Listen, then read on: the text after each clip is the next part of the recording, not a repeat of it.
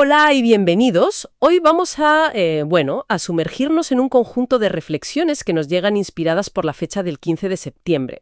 Tenemos aquí una mezcla interesante, ¿eh? Consejos prácticos, algo de sabiduría filosófica y unas historias, la verdad, bastante reveladoras. El material bebe de fuentes como Daily Dad, Daily Stoic, de Ryan Holiday y, otras perlas sueltas por ahí. Nuestro objetivo hoy, es intentar sacar la esencia de cómo cultivar el potencial, ver por qué la paciencia es tan crucial en el crecimiento personal y también el valor que a veces se nos olvida de proteger esa curiosidad cuando apenas empiezan a nacer. Vamos a darle vueltas a cómo pequeñas acciones, y la mentalidad correcta, claro, sientan las bases para cosas grandes, a menudo por caminos que ni te esperas. Exacto. Y lo interesante es ver cómo estos textos, que vienen de sitios distintos, parecen dialogar entre ellos sobre temas universales. Hablaremos del ritmo natural del desarrollo, esa tensión que siempre está ahí entre actuar ya o saber esperar, y cómo al final conquistarse a uno mismo es el primer paso para tener un impacto real fuera. Es fascinante, de verdad, ver cómo estas ideas, algunas milenarias y otras muy de ahora, se entrelazan y nos ofrecen una guía que sigue siendo súper relevante hoy. Pues venga, vamos al grano. Empecemos por una idea que resuena mucho en varias fuentes. Own the morning, adueñarse de la mañana. Que no es solo lo de pegarse el madrugón, ¿verdad? Parece que va más por reclamar, conscientemente, un espacio propio al inicio del día, antes de que todo empiece a tirar de ti. Totalmente.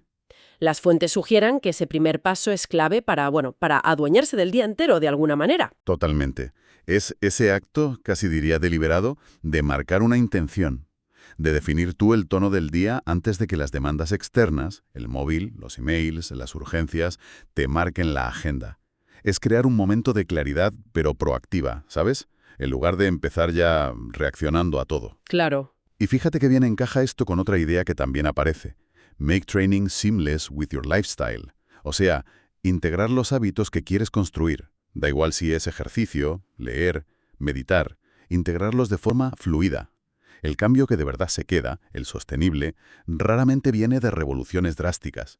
Viene más bien de esa integración paciente, casi invisible de rutinas. La mañana se convierte así en el laboratorio perfecto, ¿no? El cimiento sobre el que construir no solo el día, sino la constancia a largo plazo. Me gusta eso del laboratorio. Y justo hablando de proteger algo que está empezando a germinar, hay una historia en el material que, a mí me ha llamado mucho la atención. Es la del joven Henri Cartier-Bresson, que luego sería una leyenda de la fotografía, claro. Ah, sí. Por lo visto, de chaval, era un estudiante que traía un poco de cabeza a los profes. Se aburría muchísimo en clase. El típico, ¿no? Sí. Y lo pillaban una y otra vez leyendo cosas que no tocaban. Libros considerados inapropiados o, demasiado avanzados para su edad. La anécdota cuenta que un día, justo antes de empezar sexto, creo, el director del colegio lo sorprende leyendo poesía simbolista, Mallarmé o Rimbaud. Tela. Poetas franceses bastante densos para un crío de esa edad. Pues sí. Y la primera reacción del director fue de hartazgo, en plan, que no haya desorden en tus estudios, usando el tú informal, que por lo visto era la señal de que iba a caer un castigo. Uf, el momento crítico. Pero justo ahí la cosa da un giro, totalmente inesperado. El director cambia el tono y le dice, con calma, vas a leer en mi despacho. Qué momento. Qué momento tan significativo, porque eso, como dices, no fue un castigo. No. Fue un acto de... Una de las fuentes lo llama tutoría intelectual. Es fascinante. El director, en lugar de, aplastar esa desviación de la norma, lo que hizo fue reconocer y sobre todo proteger esa chispa de interés genuino, aunque pareciera totalmente fuera de lugar o incluso disruptiva para la clase. Exacto. Tarte, como sugiere el texto, si esa habilidad única de Cartier-Bresson para capturar el momento decisivo, esa mirada tan especial, no empezó a forjarse, al menos en parte, en esas horas de lectura casi clandestina que, de repente, se volvieron legítimas, protegidas. Es muy potente, sí. Es que esto pone sobre la mesa una responsabilidad enorme para cualquiera que eduque o guíe. Seas padre, madre, profesor, mentor, da igual. No se trata solo de mantener el orden o de que se siga el guión establecido. Se trata también, y quizás esto es lo más importante, de crear espacios seguros para que el potencial individual florezca. Incluso, o diría que especialmente, cuando es poco convencional. cuando no encaja del todo. Claro. La fuente es bastante directa en esto. Si alguien muestra una inclinación fuerte hacia algo, aunque se salga de lo previsto, quizá lo mejor que podemos hacer es facilitárselo, protegerlo. ¿Cuántas veces se habrá apagado un talento simplemente porque no encajaba en el molde? Ese director vio más allá del desorden, vio la semilla y la protegió. Es una historia preciosa, la verdad. Pero fíjate, justo cuando estamos hablando de proteger y animar esa curiosidad que se muestra hacia afuera, nos topamos con un contrapunto muy interesante.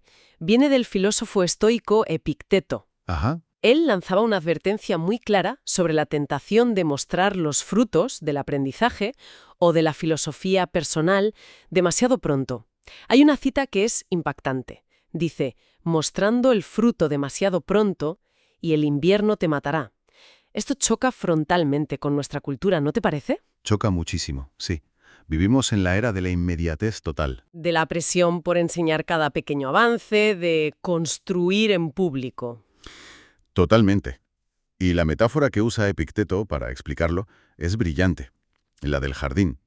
Argumenta que la semilla necesita pasar tiempo bajo tierra, oculta, desarrollando raíces fuertes sin que nadie la vea, en silencio. Mm, Solo así podrá luego soportar las inclemencias del tiempo, el invierno. Dice, literalmente, que si el grano brota antes de que el tallo tenga fuerza suficiente, nunca llegará a madurar. claro. Mostrar nuestros avances filosóficos o nuestro crecimiento personal antes de tiempo es como esa planta débil expuesta a la primera helada. El invierno la mata. Una de las fuentes lo lleva un paso más allá y lo compara con engañar con libros para parecer inteligente. Ostras. Sería como el jardinero que cuida su jardín no para alimentar a su familia, sino solo para que los vecinos admiren sus flores. Es pura fachada, puro postureo. Ya. Lo que Epicteto y los estoicos nos dicen es que el crecimiento real, la sabiduría que de verdad nos va a sostener en los momentos difíciles, esos duros inviernos de la vida, requiere un periodo de cultivo interno, invisible, paciente. Es una apuesta clara por la profundidad, por la sustancia, frente a la exhibición superficial. La clave no es parecer, sino ser. Y para ser, primero hay que echar raíces, en silencio. Entendido. Vale. Pero aquí, a ver, me surge una duda.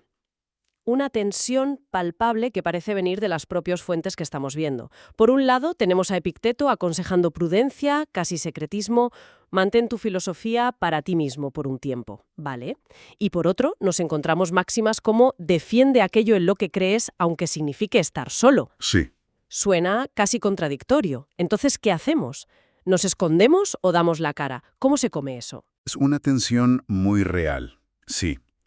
Y es fácil verlo como una contradicción a primera vista. Pero si profundizamos un poco, creo que la clave no está en elegir una cosa o la otra, sino en entender que se refieren a momentos y condiciones distintas. No es tanto contradicción como una cuestión de timing y sobre todo de autenticidad. A ver. La advertencia de Epicteto va dirigida contra la exhibición prematura, contra el peligro de presumir de un conocimiento o de una filosofía que aún no hemos digerido del todo, que no hemos hecho nuestra de verdad, ¿sabes? Que no ha echado raíces profundas. Es una alerta contra la fachada, contra el postureo intelectual o espiritual. Vale. En cambio, la valentía de defender aquello en lo que crees se refiere a una acción auténtica, una acción que brota no del deseo de impresionar, sino de una convicción interna que ya está madura, que es sólida. Ah, vale. Piensa otra vez en el director de Cartier-Bresson. Él actuó según su convicción profunda de que había que proteger esa curiosidad incipiente. No se puso a dar un discurso sobre su filosofía educativa ni nada parecido. Simplemente actuó, de forma discreta pero firme. Ya. Su acción fue la manifestación externa de una creencia interna que ya estaba bien asentada. Entiendo. Y aquí encaja como un guante otra cita potentísima que aparece en el material, atribuida a Platón. La primera y mejor victoria es conquistarse a uno mismo. Uf, esa es buena. Es crucial. La fortaleza interna, el autodominio, la coherencia interior, todo eso tiene que venir antes de la postura externa. No puedes defender algo con solidez de cara al mundo si primero no lo has consolidado dentro de ti. La paciencia que pide Epicteto no es cobardía, es la fase necesaria de construcción interna, la que luego permite que la valentía sea auténtica y no una simple bravuconada o una pose.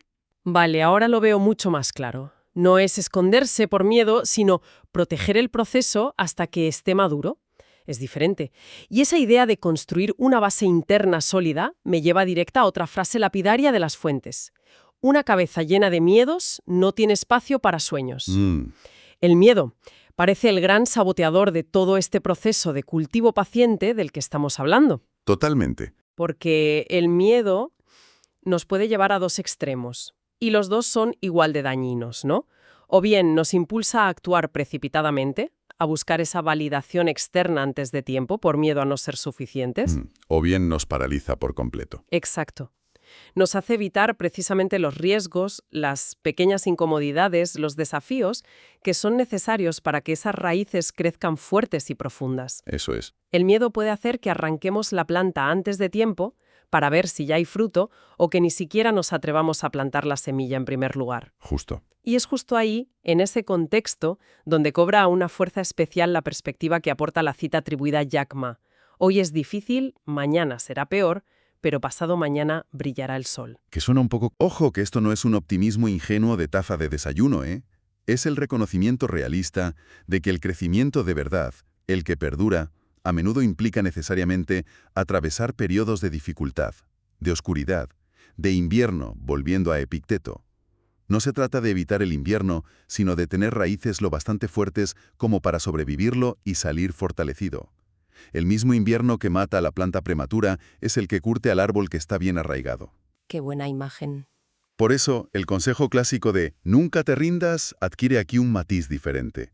No es una llamada a la terquedad ciega, ¿sabes?, sino a la perseverancia paciente, a confiar en el proceso incluso cuando no vemos resultados inmediatos, incluso cuando las cosas se ponen feas. Y durante esos tramos difíciles se vuelve fundamental la capacidad de tomar buenas decisiones.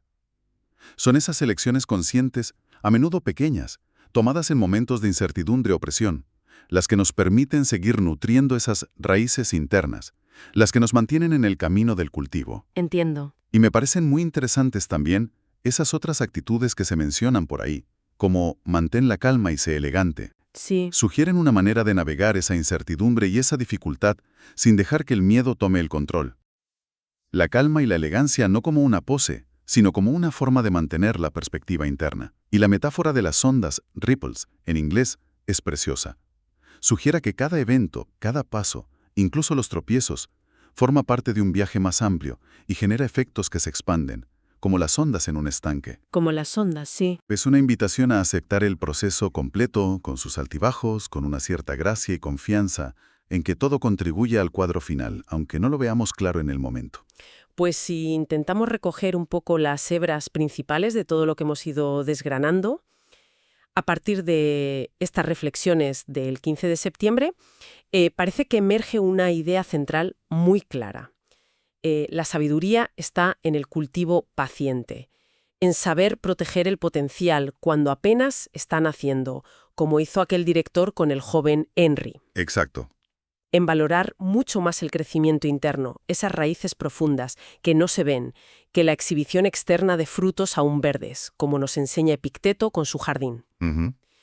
Y en encontrar la fuerza para actuar con autenticidad y valentía, no en la arrogancia, sino en el autodominio previo del que hablaba Platón. Desde luego. En el fondo, es como si todas estas ideas nos invitaran a respetar y honrar los ritmos naturales del desarrollo, tanto el nuestro como el de los demás.